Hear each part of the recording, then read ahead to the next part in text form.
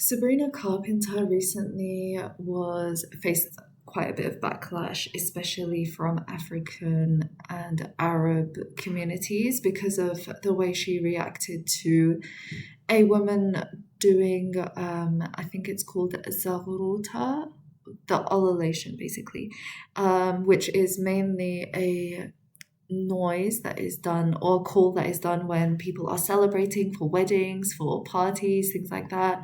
And she received backlash because she was kind of looking down her nose at the person for doing that. She was saying it was weird, she didn't like it, that they should stop doing it, even after the girl said that it was part of her culture. And I did not really want to focus on Sabrina Carpenter because obviously she represents a lot of problematic things in society right now, hypersexualization and things like that. Um, and I think Hollywood in general is a bit ridiculous, but it's a part of our world in terms of like you will see that when you're scrolling. Obviously, it's on a lot of Arab news sites. It's on a lot of Muslim news sites, and so I thought we'd talk about it a little bit today.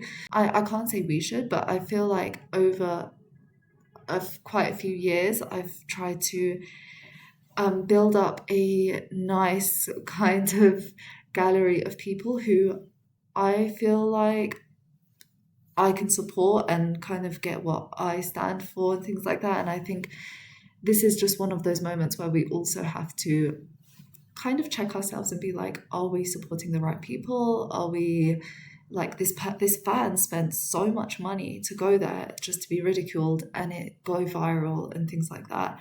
And I think that's so disheartening, and it would be so upsetting to see someone that you really do look up to do that to you. And I again don't want to talk about whether or not Sabrina Carpenter should be someone you look up to, which obviously no. um, but nevertheless she was for that girl, and it turned out really bad. And I think, yeah, it does mean that we all do need to kind of take a little bit of a review of the people that we think are great. um, and it always happens, and I think it's a thing that will always happen. Like, even if you think someone is good, um, things might come out and that might have to shift your support, I guess, away from them. But yeah, I feel like being online, it does to some extent mean that you will be held to a higher standard than other people, yes. Are these people perfect? No. But I feel like the signs were written on the wall. I mean, Sabrina Carpenter is kind of the face of America right now. And even though they do world tours and things like that, I think the stereotypes of being American, I mean, sometimes they are proven right in terms of like being uncultured and being ignorant, and also uh, not wanting to engage with other cultures in that way. So when the girl said it's part of my culture, she didn't go, oh, okay, fair enough, and back off. Like, she doubled down.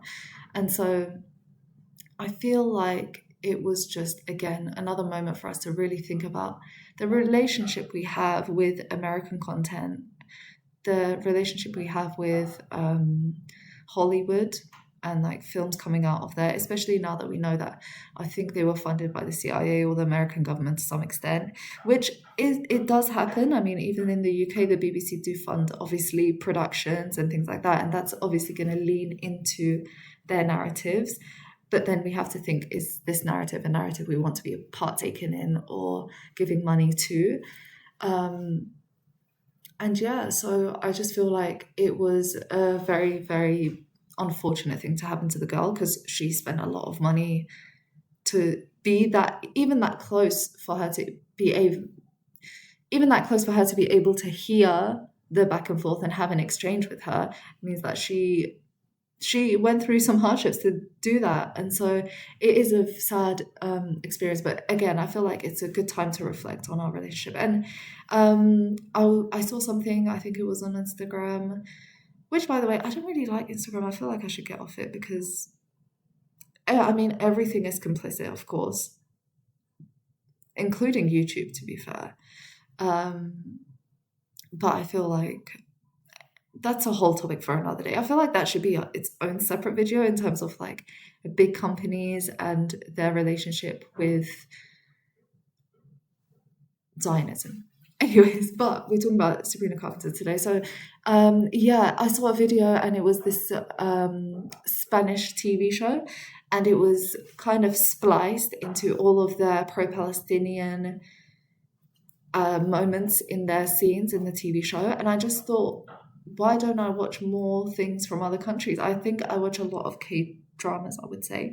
But I haven't delved into like Spanish TV and things like that. And I do feel like Spain has been extremely pro-Palestinian, and I think I can't say they've historically been that way because I don't know, but I feel like now they really have been, and I really do want to support people who support us.